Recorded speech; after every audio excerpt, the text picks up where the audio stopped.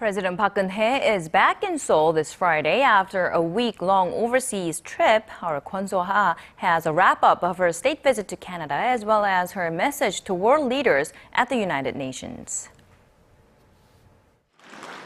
President Park Geun-hye began her high-profile visits to Canada and New York, seeking understanding from the international community for her policies. And the presidential office of Cheong Wa Dae says she was successful in doing that. In her debut at the UN General Assembly in New York, President Park sought international support for her North Korea and unification policies. She also highlighted the gravity of North Korea's human rights abuses.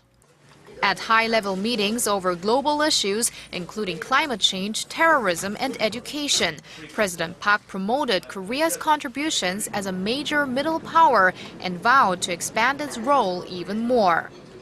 Prior to her trip to New York, President Park made a state visit to Canada, where the biggest achievement was elevating bilateral ties to a strategic partnership through the signing of a bilateral free trade pact.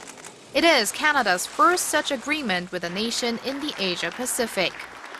The president's overseas schedule was packed, but there's just as much to do back in Seoul. The National Assembly remains deadlocked over a special law meant to investigate April's Seoul ferry disaster, and a number of bills intended to jumpstart the economy remain pending as well. Kwon Soa, Arirang News.